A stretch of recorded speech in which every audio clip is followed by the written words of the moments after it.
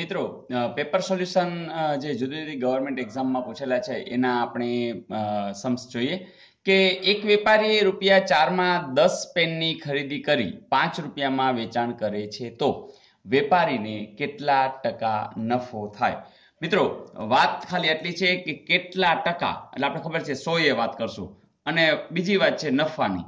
બરાબર, હવે 10 પેન લીધી કે 20 પેન એની હારે કઈ લેવા દેવા નથી. ₹4 રોકાણ એને ₹5 મળે છે, એનો અર્થ કે 5 ઓછા 4 એટલે કે ₹1 એને નફો મળે છે. આપણે નફામાં જ રસ છે. બરાબર, રોકાણ કેટલું કર્યું હતું? ₹4.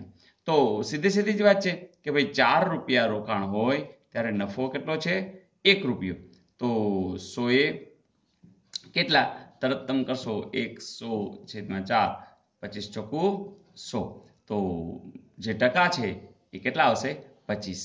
તો આનો જવાબ આવશે 25. તો આવો સિમ્પલ જે સમ્સ છે એ હમણાં જે ઇન્ટરનલ એક્ઝામ હોય PSIની એ લોકોની એક્ઝામની અંદર આ પૂછાયેલો છે.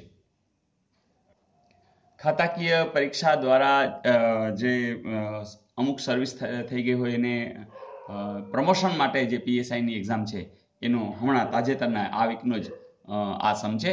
આ સિવાયના પણ આપણે સમ જોઈએ કે જેથી કરીને આઈડિયા આવે.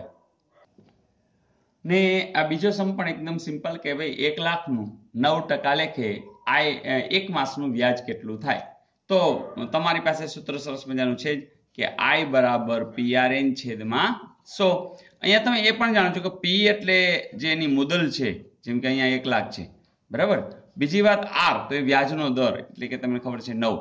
પણ અહીંયા એક માસ આપ્યા છે, અહીંયા આપણે n હંમેશા વર્ષ લઈએ છીએ.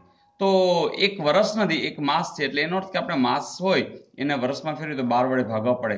તો બસ એક વસ્તુ નવી છે, બાકી તો આ છેદમાં 100 છે એ તો મૂકી જ દેશું, કામ તો પતી ગયું. જો આ મીંડા વયા ગયા, 3 તેરી 9, 3 ચોક 12, બરાબર ને 4, અને અહીંયા તો 25 આવશે ને, અને એક આ મીંડું છે એટલે 250. બરાબર, તો વાત તો એ છે કે અહીંયા 250 છે, અહીંયા 3 છે, તો 25 × 3 75, અને આ 0. તો ₹750 એ છે એનું વ્યાજ એક માસનું થશે. ને રમેશ 10.2 કિલોમીટર અંતર 3 કલાકમાં કાપે છે, તો 5 કલાકમાં તે કેટલું અંતર કાપે? મિત્રો અહીંયા સિમ્પલ જ વાત છે કે જેમ કલાક વધતી જાય એમ કિલોમીટર અંતર વધારે થતું જાય. જ્યારે આવું હોય વધે ત્યારે બીજી રાશિ પણ વધતી જ હોય, ત્યારે બસ સાદી વસ્તુ જે 83 તમે મૂકો છો એ જ બરોબર જ છે. કે જેમ કે અહીંયા શોધવાનું છે કિલોમીટર, એટલે આપણે કલાક છે આ બાજુ લખશું કે ભાઈ 3 કલાક હોય ત્યારે કિલોમીટર કેટલા છે? 10.2. ફરીથી 3 કલાકે 10.2, તો આપણે તો કેટલી કલાક છે? 5 કલાકે કેટલા? બસ જવાબ મળી જશે 10.2 ગુણ્યા 5/3. ફરીથી આ 0.2 છે તો આપણે પોઈન્ટ કાઢી અને નીચે શું કહી દઈશું? 10. 5 × 5, 5 × 10, અહીંયા આવશે 5, 1, 3, 17 તેરી 51. તો જવાબ આવશે 17. તો આટલું સિમ્પલ હોય છે મિત્રો.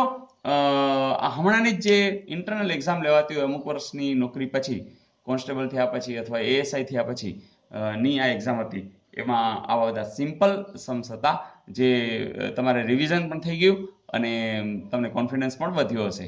તો ઓકે, તૈયારી બરોબર ચાલે છે ને? 30મી તારીખ એકદમ નજીક આવી રહી છે. ટેટની પરીક્ષા પણ છે અને સિનિયર ક્લાર્કની પણ છે. Okay, all the best.